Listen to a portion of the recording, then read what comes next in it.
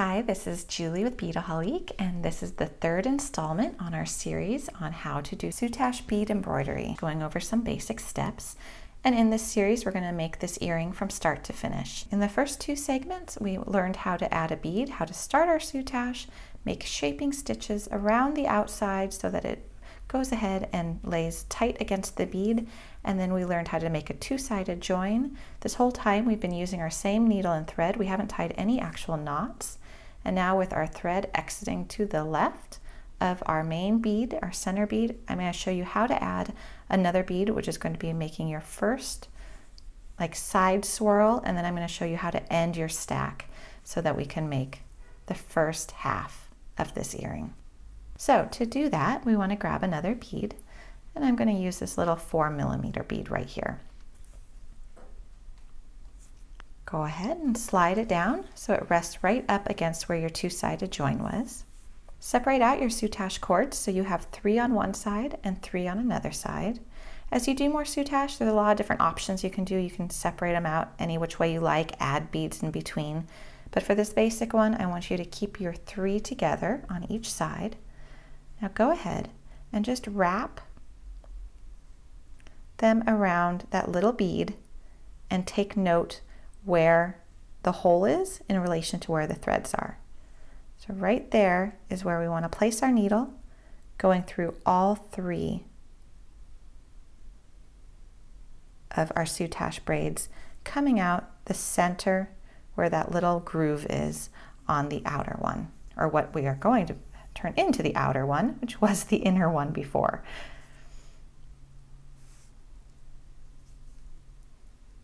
Okay, go ahead and pull that.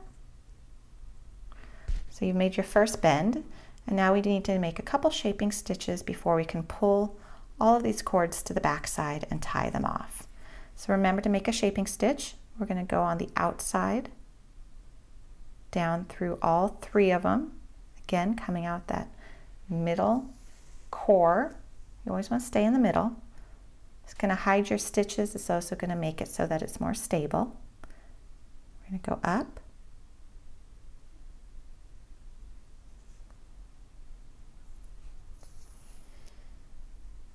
and one more outside shaping stitch before we pull this to the back side.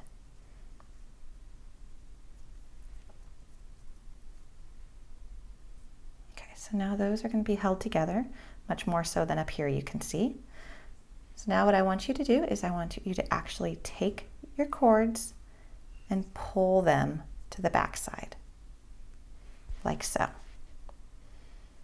Now, holding them in place where you want them, go ahead and take your needle and actually go ahead and put it through your cords to the front side of your work.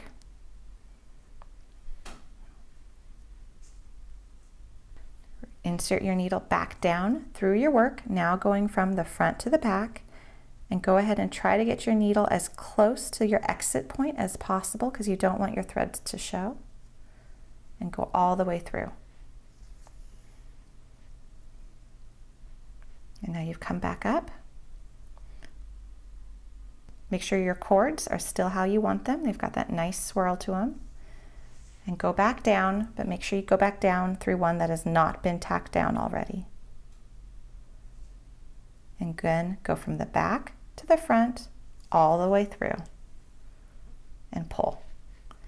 Find where you exited. So when I say exited, I mean where your thread is coming out the front. And try to insert your needle again as close to your exit point as possible, and go back all the way through. You are literally sewing this in place. And you can see you don't really see my threads because I am going back through as close to that exit point as possible. Now I want to go ahead, go through, make sure I go through that final one.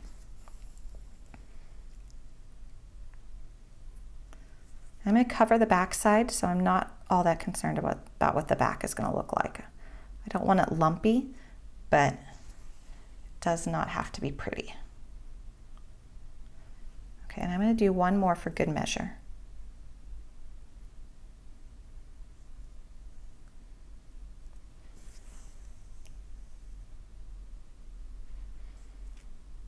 So this is what we've got so far, and this is what it looks like on the back. So now go ahead, we're going to whip stitch around our cords. So I'm just taking my needle, placing it between the cords and my finished piece.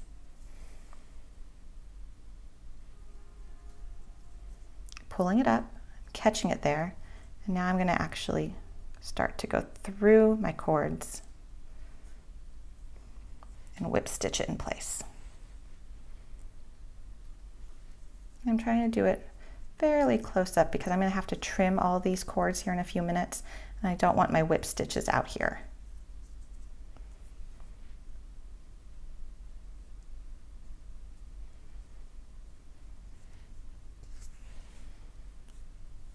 We've whip stitched that a couple times. Now we need to trim our cords. You don't want to trim them too close to your stitching because they are going to fray.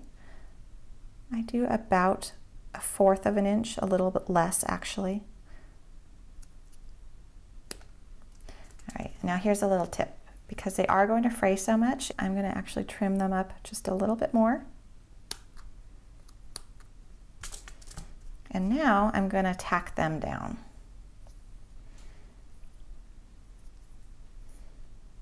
And I'm going to do that just by stitching through them, holding them down, but then I'm actually going to take my needle and do the same process of going front to back. And you're going to glue your foundation in place, so you will glue those down as well. But I just don't want them getting in my way because I'm going to have to do this other side as well.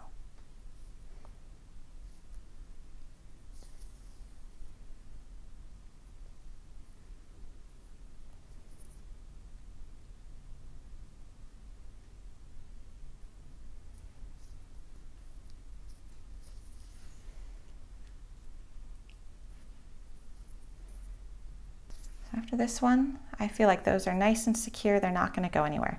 Now what I need to do is I need to make sure that my needle exits right here going in this direction so that I can mimic this same technique on the other side. So to do that, simply go through your work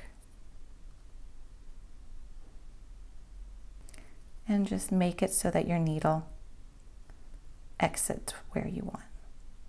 You might have to fish around a few times before you get used to this.